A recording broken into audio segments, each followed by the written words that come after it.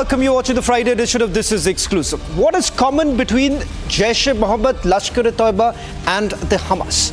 They are all united by terror. And ladies and gentlemen, they have been plotting against India. Tonight on this edition of This Is Exclusive, I'll take you through the details of how they have been plotting. And what's the eerie similarity between October 7th and the attack that took place at Pahalgam? These details that are now emerging from the investigation that has been carried out has become a huge cause of concern. Ladies and gentlemen, we'll take you through all the details coming up on This Is Exclusive. But first, let's take you through the headlines we're tracking at this hour.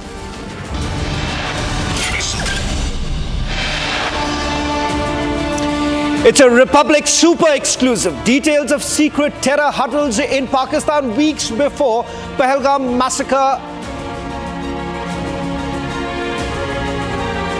ISI brings Hamas leaders to Dhaka. Conspiracies to target and attack India's northeast uncovered. Indian Army goes all out to dismantle the terror framework in Jammu and Kashmir. Advanced weapons deployed to track and bust terror hideouts. Pakistan admits to sponsoring terror organizations. Pakistan minister says they have been doing dirty work for United States of America for over 3 decades.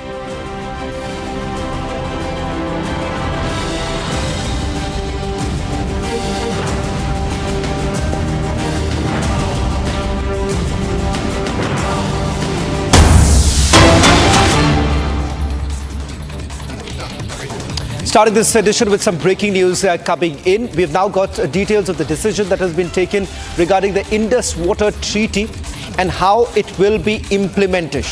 The implementation, we are being told, will take place in 3 phases.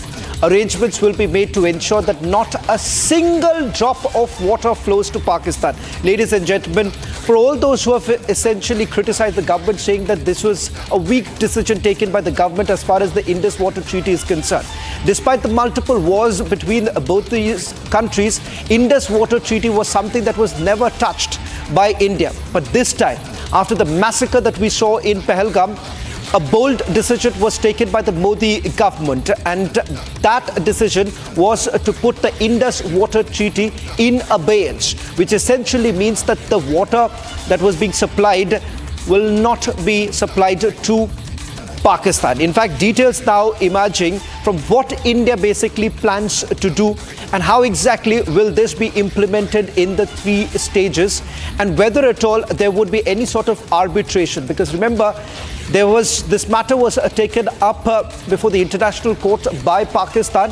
In fact, this was the major bone of contention that Pakistan had with India with regards to the Indus Water Treaty. Let me go across to my colleague Soumya, who's getting us inside details of how India basically plans to stop from water flowing into Pakistan. The Indus Water Treaty has been put in abeyance. What does it mean, Soumya? What is it that the government is essentially planning to do?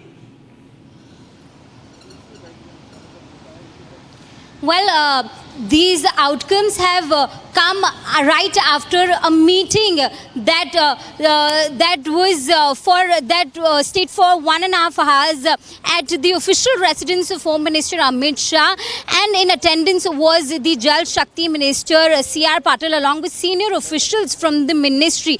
Now, the decision has been taken that not a single drop of water will flow towards Pakistan, and that will be done in 3 phases. The immediate term, then there is mid-term, and then there is long-term. Now, as we speak, it has been decided the immediate term will begin from today itself. And with that regard, they are planning to go ahead with the modern technologies will be used so that the canals, the dams, their sizes can be increased. One of the most important dams here is the Krishna Ganga Dam. That is the last point for India as far as the Indus waters are concerned, the distributaries, the rivers are concerned. So that is the last point for India. So the expansion of Krishna Ganga Dam is the most important one here. With that, all the already existing dams and canals who are not in function as of now, they will be repaired, and then there will be a plan in place for their expansion as well. So this is how the ministry is planning as to how they're going to go ahead with the suspension of the Indus Water Treaty. Back to you. Well, Soumya, I'll take our viewers through some of the details that we are picking up from our sources in the government, as multiple meetings actually took place after the announcement, the formal announcement that was made by the Foreign Secretary with regards to the Indus Water Treaty. Ladies and gentlemen, it's important to point out that this was one such a treaty that wasn't touched by India despite the multiple wars that we have fought with Pakistan. In fact, this was seen as untouchable. But having said that, Modi government has taken the bold decision of ensuring that not a drop of water basically flows to Pakistan. In fact, the Prime Minister had mentioned earlier, blood and water cannot go hand in hand. In fact, let me just take you through some of the details that my colleague Soumya is getting us. Number one, water flowing to Pakistan will be completely stopped. Pakistan, in fact, perhaps would see the impact of the decision in the next few weeks itself. The capacity of the dams will be further increased, which would mean that there is a restriction of water that is going to be supplied. This capacity will be enhanced using modern technology so that more water can be stored, and silt will essentially be removed from the dams for this purpose. Now, what's also important to point out here that the World Bank basically plays an important role. In fact, the World Bank had already put out a statement saying that India hasn't informed them as yet. Now, government sources indicated, because this treaty was brokered by World Bank, and they will be informed about the decision that has been taken. As far as the arbitration goes, that remains annulled at this point in time on this entire issue. Let me just get a quick word from my colleague Soumya for the last word on what's really happening, how much time will it take? Because Soumya, here the government sources are basically indicating that it is going to take some time before Pakistan really gets a feel or impact of this particular decision. Is there some sort of a timeline of what exactly are they really indicating, that it's going to take some time before Pakistan basically feels the impact of this decision? Help our viewers understand, how does this really work?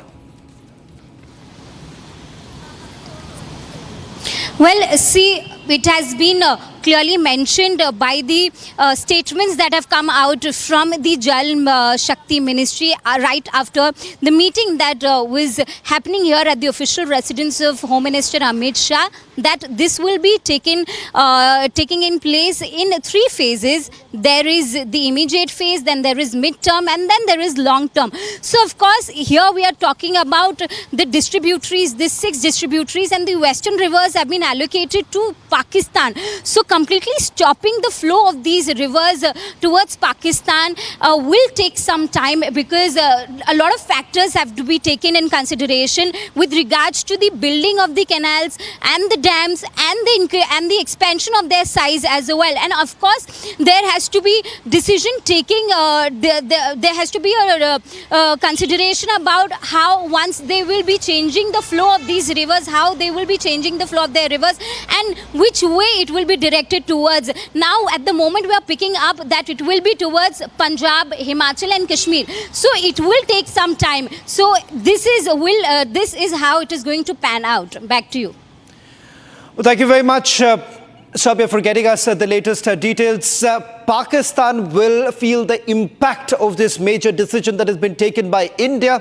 Details now emerging that the government has decided not a single drop of water would be given to Pakistan. Moving on to the other big story that we're getting to you tonight, ladies and gentlemen. They are all united, and they are all united by terror. We're talking about Lashkar-e-Taiba Jaish-e-Mohammed as well as Hamas. What has essentially happened is that since 7th of October, when the incident actually took place in Israel, thereafter, Hamas leadership has had multiple meetings. Lo and behold, those meetings actually took place in Pakistan. And in fact, they were welcomed. A red carpet welcome was given to the Hamas leadership in Pakistan.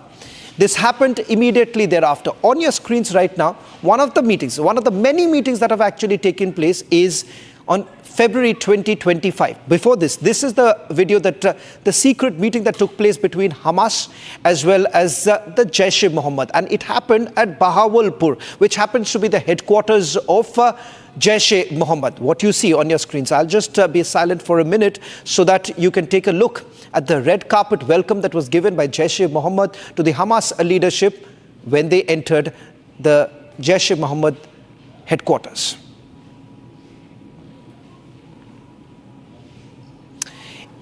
In fact, 9 cars had actually accompanied the Hamas leadership. Now, Republic has basically uncovered the exclusive intelligence pointing to Lashkar-e-Taiba Jaish-e-Mohammed joint terror plot that was orchestrated with Hamas operatives on the Pakistani soil. Now, in February 2025, this is the image that you see on your screens. A meeting took place, and this was in Rawalkot, Pakistan-occupied Kashmir, coinciding with the Kashmir Solidarity Day, where top Hamas leader Khalid Kadumi, is also the spokesperson of the Hamas, met with Lashkar-e-Taiba and Jaish-e-Mohammed commanders to discuss a unified strategy. Now, just want to point this out. I just want to stay with this picture because there's more additional information that is coming in, and perhaps we could also break this. And the information is this, that along with the Hamas leadership, you've also had the Pakistan Prime Minister as well as the Pakistan Army Chief participating in the Kashmir Solidarity Day, the rally that they had come up with, because this, again, happens to be the biggest delusion that Pakistan has, that sometime, at some point in time, Kashmir may become part of Pakistan. That's the delusion that they've been living in, and this is remembering that delusion, February 2025, then when they called up for this meeting. Now, cut to August 2024. Now, this meeting that took place was in Qatar. And in Qatar, the Lashkar commander Saifullah Kasuri actually met with the Hamas leadership. Now, apart from receiving full red carpet welcome in Pakistan, there were several smaller meetings that were actually taking place. One such meeting happened in Qatar. What was this meeting between Hamas and Lashkar-e-Taiba? And how did this happen? What was exactly brewing? Now, intelligence agency sources basically indicating that there's something more than what meets the eye. I'm going to take you through the entire series of meetings that have taken place that will give you the big picture that emerges of the secret alliance between Jaish-e-Mohammed, Lashkar-e-Taiba and the Hamas leadership. First, beginning with February 2025 in Rawalkot in Pakistan-occupied Kashmir, a secret terror huddle on Kashmir Solidarity Day. Now, Kashmir Solidarity Day is the day when they addressed their cadre, and they were hoping that with the Hamas leadership basically coming in, this would basically renew their entire purpose. Next, Hamas leaders met Lashkar-e-Taiba as well as Jaish-e-Mohammed commanders. Important to point out, you've had the top commanders of Jaish-e-Mohammed participating in this rally along with the Hamas leaders. Key Hamas figure happens to be Khalid Kadumi. Khalid Kadumi is also the spokesperson of the Hamas, and he was also seen as the right-hand man of Ismail Hanafi.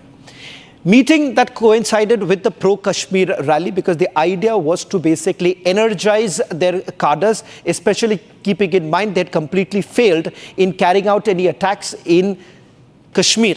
And that is the reason why this was required. A joint strategy discussion has actually happened. Now, there are the reports that are basically emerging is that training was also imparted to Jaish-e-Mohammed as well as Lashkar-e-Taiba at the very launch pads. Now, what's important to point out, this is the most significant information really coming in. April 2025, in fact, to be specific, on 18th of April, this meeting takes place in a place called Dirawar in Pakistan, and 4 days before the Pahalgam attack, a deadly plan brews. Now, what we do not know at this point in time, that as to what was exactly executed, how it was executed, whether at all some training was actually given, because one of the Pakistani terrorists who actually already had infiltrated almost a year ago, participated in the Pahalgam attack, was also present. In fact, the training was given to him in Pakistan itself. Hamas meets Jaish-e-Mohammed commanders at Bahawalpur base. Now, Bahawalpur happens to be the headquarters of Jaish-e-Mohammed, and that's where this meeting has actually taken place. Let's move on. High-level terror meet that is held in just broad daylight in Pakistan. Nothing absurd, because for them it is the normal. Let's move on. Hamas convoy, 3 lead vehicles, 9 escorts, all of them happens to be bulletproof. Republic was the only channel to show you that entire convoy basically going into Bahawalpur. They were received like a VIP style reception was completely given to them. In fact, their entire leadership, Hamas leadership, whatever remaining Hamas leadership, some of them who were released by Israel, they were in prison in Israel, they were released, and after being released, remember, they were seen in Pakistan. Now, core agenda, replicate 7th of October attack in India, because intelligence agencies now indicating that the plan was to carry out a similar attack. Now, that is also officially now confirmed by the Israelis too. They say that they have information that Lashkar-e-Taiba Jaish-e-Mohammed and the Hamas leadership met with an ultimate aim to destabilize the situation, particularly in Kashmir. In fact, my colleague Soumya spoke to the Israeli ambassador to India, and he's confirmed that they have information that such a meeting has actually happened. So this is no speculation. There are images that we have just showed you. We are the only network to have been following this entire lead that we have got on this entire thing. And we are only talking about the Western Front. It does not end with the Western Front. There's the Eastern Front that we're going to take in a short while from now. But first, let's take you through the Israeli ambassador. Israeli ambassador interestingly makes this point, that specific information that some of the Hamas leadership, at least few of them who were in Israeli prison, they were released, and after being released, part of the deal that was actually happening in Qatar, they were released and they were then spotted in Pakistan. Listen to what the Israeli ambassador had to say. Ever since the ghastly terror attack there in Pahalgam, there are lots of parallels that are being drawn as to what happened there in Pahalgam and then what happened on October 7th when Hamas terrorists attacked in Israel. What do you have to say about that? How do you see that? Well, it's very easy to see the lines that are very similar because the terrorists are copycatting and they are inspiring each other, unfortunately. We've seen Hamas leaders being invited to areas, to Lashkar-e-Taiba events, etc. And this is completely unacceptable. We know that. We know that they have the same goal, but we have the same goal as well. We are going to fight as civilized societies to get rid of these terrorists.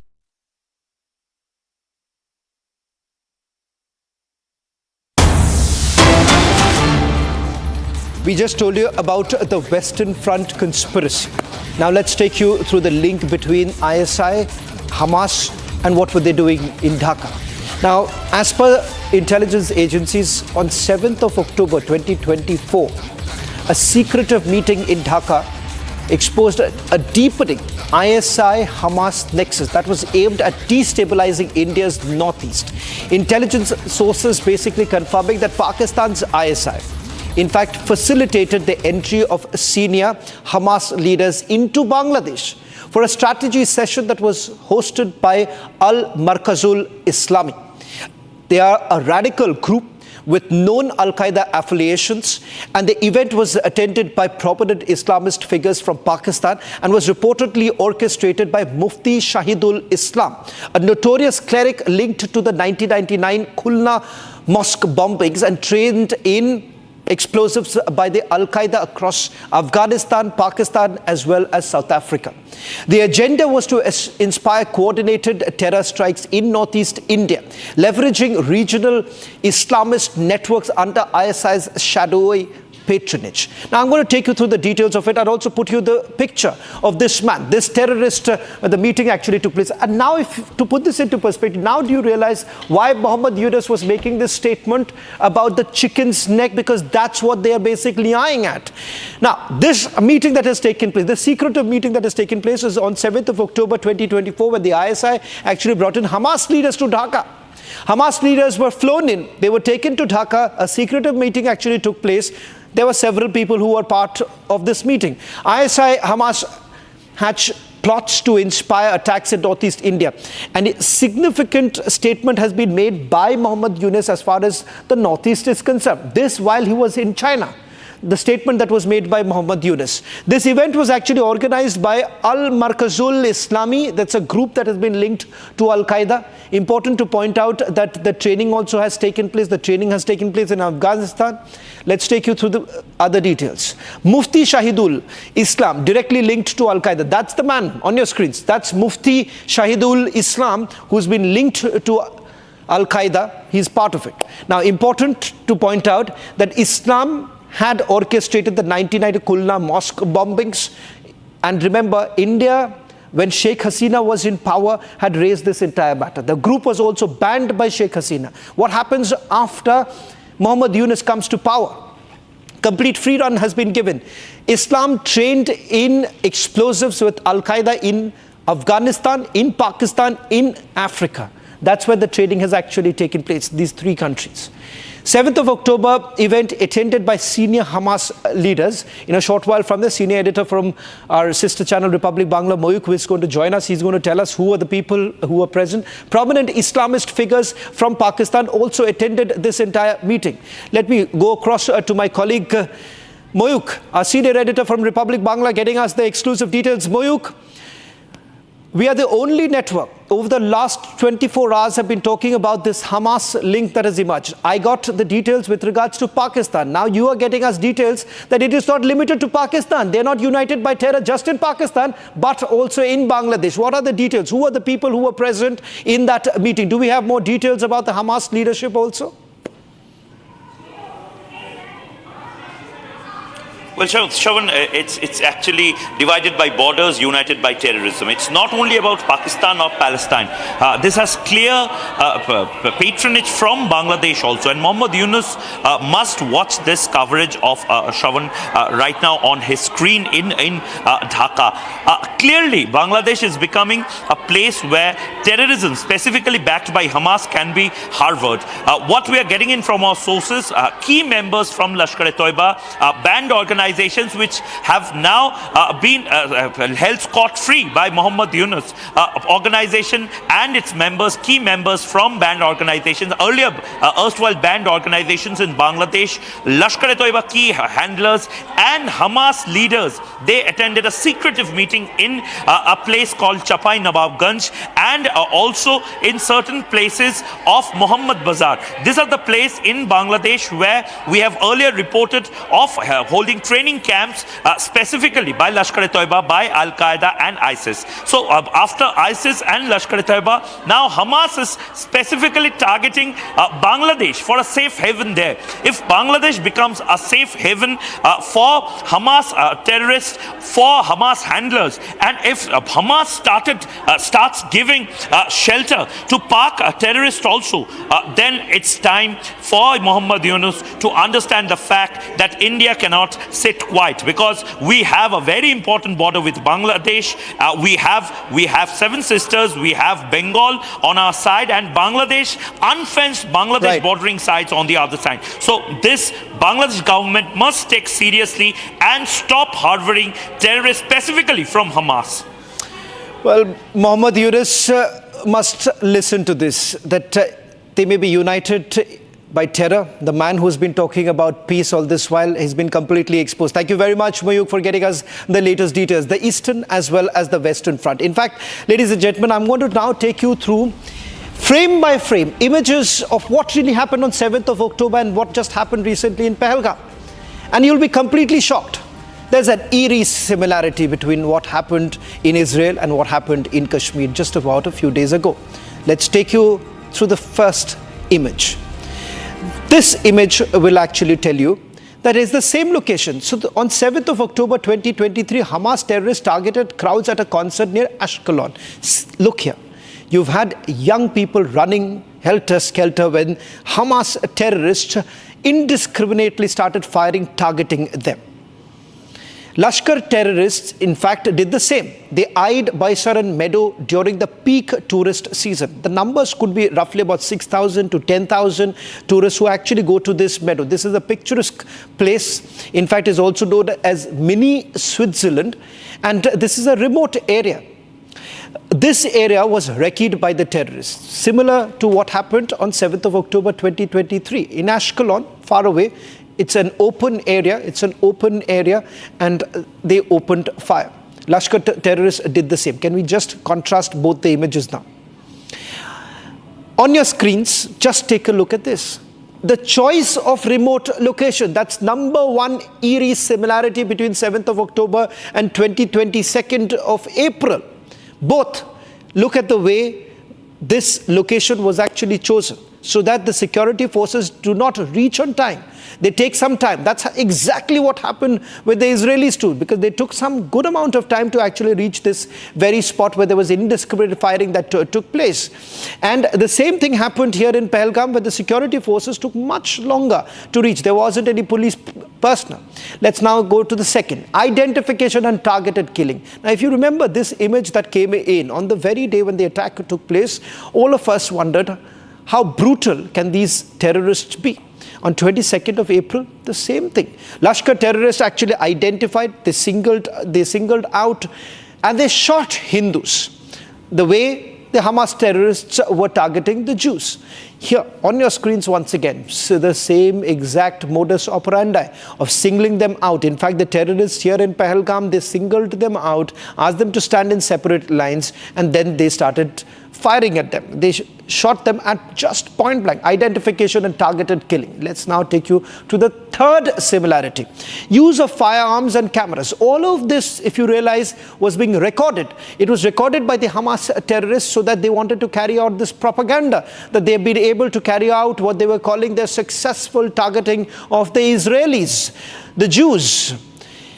They used automatic weapons and body cameras. Now let's cut to what happens on 22nd of April. On 22nd of April in Pahalgam, for the first time, you are essentially looking at terrorists who used AK-47s, M4 rifles. The important point here is the usage of helmet-mounted cameras. They had also helmet-mounted cameras, and these cameras were basically used to ensure that they spread the message. They spread the message of, and they were hoping that they would be able to instill fear, but that's not happened. Use of firearms, cameras, pretty much the same. This happened on both the occasions. The other is victims shot at point-blank range. Hamas terrorists made all the victims kneel before they were shooting. Look at this. Look at what happened. 22nd of April, this is exactly how the tourists were targeted. They were basically asked to recite the kalma. If they couldn't, they would have shot them in the head. Now, these images that you'll take a look, both, once again, the eerie similarity between 7th of October and 22nd of October, where the victims were shot at point-blank range. The final is something that raises questions about our authorities, about the government in power. The very fact that Israelis did actually make an admission that they failed. In fact, in the first image also, remember the fact that this area was different. They had infiltrated, they had got more information. The same happens in Pahalgam. In Pahalgam massacre, the biggest terror attack that has taken place in 20 years in Jammu and Kashmir was possible because there was not a single police picket. There was no surveillance that was basically being done about this very area, despite this becoming a tourist spot. The same goes for what happened on 7th of October when Israel too actually admitted that there was a major failure. In fact, this time too, the government has actually admitted that there has been a lapse, and that because of this, you're seeing what we witnessed on 22nd of April and on 7th of October when innocent lives were lost because we were unprepared. Now the deadliest attack in history. 7th of October attack is the deadliest since Israel's birth in 1948. And that is the reason why Israel said that they are going to wipe out Hamas. Pahalgam massacre happens to be the biggest terror attack that Jammu and Kashmir has actually seen in 20 years. One of the worst that we have seen when it comes to targeting the civilians. And that is the reason why many are now saying that it is time to do what the Israelis have actually done to Hamas. We should be doing the same to Pakistan. Wipe them out. Well, in fact, this question was actually posed to the Israeli ambassador too. Is there a similarity? This is what the Israeli ambassador had to say.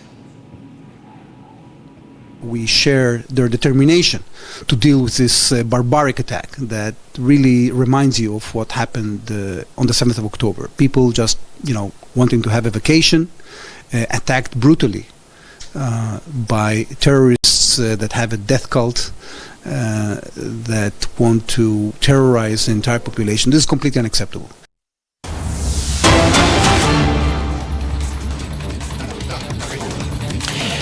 Well, Indian Army has now, under the 16 Corps, have intensified the combing operations along the Kishwar-Anantnag border, targeting natural caves in the rugged terrain believed to be used as terror hideouts, armed with rocket launchers as well as advanced weaponry. The forces are basically now conducting sweeping search missions as terrorists shift their bases from South Kashmir towards the Pir Panjal Chenab Valley region.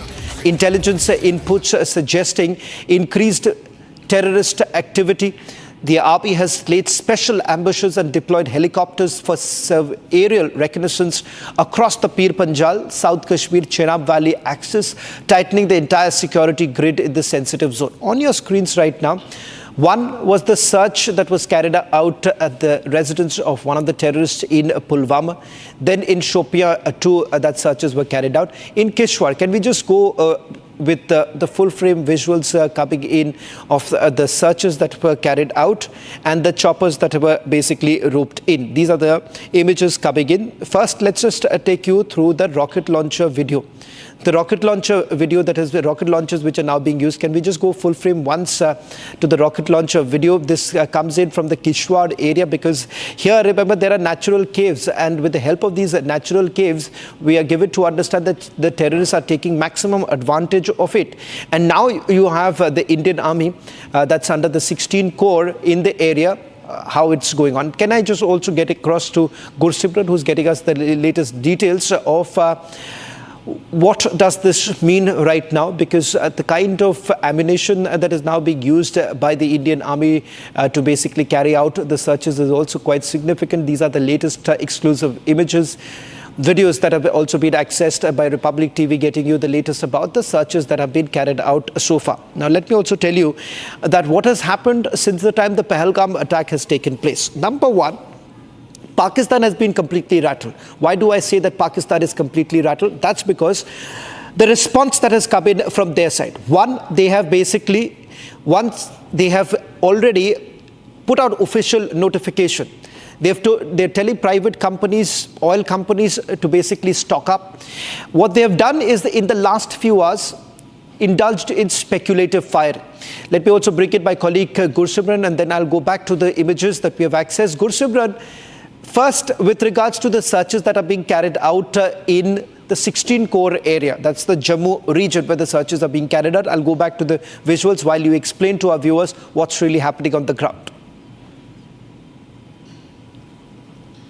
See, Shaban, what is happening that the 16th Corps of the Indian Army is carrying out multiple anti-terror operations in the areas that connects the Kishtwar, that is Chenab Valley, to the South Kashmir via Sinthan Top, and the second operations that are underway, they are in the upper reaches of the Poonch that connects to the South Kashmir, that is the Pir Panjal to South Kashmir. Reason for this is that the last group of the terrorists that was killed in the Kishtwar, it was the group of the terrorist Farman, the Pakistani Jaish commander, along with one of his associates, that was the Basha. They both were the terrorists that carried out the attack in the Gando on the Indian Army, killed one Indian Army captain and 4 others, and then they crossed over to the South Kashmir. They carried out twin attacks in the South Kashmir, and then they came back to the Kishtwar. They were in the Kishtwar when they were intercepted and killed by the security forces. So it's very clear that the terrorists are crossing this area, and now the terrorists that are involved in the Pahalgam terror attack, this is the same group that has carried out the attacks in the Dera Ki Gali area, in the Dana Shastar, in the Poonch district, and then crossed over to the Kashmir Valley from the south of Kashmir, then went to central Kashmir to carry out the Gagan-Ki terror attack, then went back to the Pahalgam to carry out the terror attack in Pahalgam on 22nd of April. So these groups are moving to and fro on this axis, and that's why Indian Army has launched a mega anti-terror operation in the Sinthan area as well as in the upper reaches of the Poonch. What we are picking up from the sources in the 16th Corps of the Indian Army, that the troops that are being sent, these are from the special Ghatak platoon of the Indian Army, that usually is trained for the ambush operations in the area. They are carrying out the searches in the area, and also they have been equipped with the rocket launchers, because there are natural caves that are really hard to break actually. Okay, and the terrorists that were Gursimran, I'll just request you to stay on with us. We're getting an exclusive video that has been accessed of the search, door-to-door searches that have been carried out in Pulwama area. In fact, these are exclusive images now coming in of the Jammu and Kashmir police along with the paramilitary and the Indian Army carrying out the searches in the area. This is in Pulwama, where the door-to-door searches have been carried out. And my colleague Gursimran getting us the latest details. These are exclusive visuals on your screens, ladies and gentlemen, of the multiple combing operations that are being carried out. Now, what are these operations all about? We are given to understand that the Indian Army, along with the paramilitary force as well as the Jammu and Kashmir police, they carry out multiple combing operations, particularly in 4 districts, because they essentially believe that the terrorists who were part of the Pahalgam attack, after carrying out the massacre, they thereafter escaped in the Pir Panjal range. And they believe that there are local operatives who actually helped these terrorists to run away from that very area. That is the reason why these searches are being carried out. Well equipped are forces now ensuring that they are snuffed out, they are hunted down, as the Prime Minister has been talking about, that the terrorists, wherever they are, they will be hunted down. Let me now bring in my colleague Gursimran. Gursimran, we are now playing out the visuals coming out of the searches that were carried out in Pulwama. Sources that with whom I spoke to a short while back, Gursimran, indicated that there were multiple combing operations that are basically going on. Help us understand which are the areas where these searches are basically being carried out, and are they very close? Because I am told that they're very close. They've been able to identify the location of the terrorists who participated, who were there in the attack that took place in Pahalgam. Yes, Shravan, you have rightly mentioned that the forces say that they are very close to some crucial breakthroughs that they expect to come either from the Kulgam district or from the Pulwama district. See what has happened, that after the clear directions from the Union Home Minister Amit Shah, LG Manoj Sinha held a meeting day before yesterday. The meeting went on for roughly 14 minutes and LG spoke for 2.5 minutes, in which clear directions were given that the entire ecosystem needs to be dismantled. After which the Director General of the Jammu and Kashmir Police, Nalin Prabhat, gave the direction to all district SPs to ensure that all terror associates are engaged at once, so that they do not get any time to support the group of the terrorists that carried out the attack in the Pahalgam. And that's why we are witnessing that the large-scale door-to-door combing operation has been launched. We are told that the Pahalgam operation was launched today morning at around 9:30 when the teams led by the SSP Pulwama, PD Nitya, they carried out searches at the location of various overground workers of Jaish-e-Mohammed. Mostly it was of Jaish-e-Mohammed and some from the Hizbul Mujahideen that are not active with Hizbul but are helping the cadre of Jaish and Lashkar, and others were of the Lashkar overground workers. Similar was the case in the Gursimran, more details now coming in. Another set of visuals that have been accessed by Republic TV. Let's take you through the latest images. So back to back now, newsbreak coming in. Ladies and gentlemen, our forces are in absolutely operational mode right now. On your screens now, this is the home of one of the terrorists. In fact, important to point out here, let's also put out the breaking news of the IED. Can we have that also in a short while from now? Let's put this breaking news while I'm just reading out the details that I have. That is of the IED that was recovered from the house of both the terrorists in Tral as well as in Pulwama. In fact, what is important to point out, these IEDs were actually kept by the terrorists but set off by our forces when the searches were actually carried out. Can we also take you through some of the details? So let's fire the breaking news now coming in. Latest details that IED was recovered from the residence of the terrorist.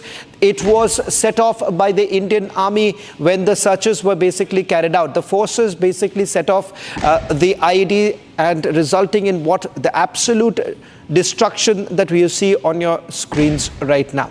These operations that have been carried out with a clear aim, dismantling the entire ecosystem.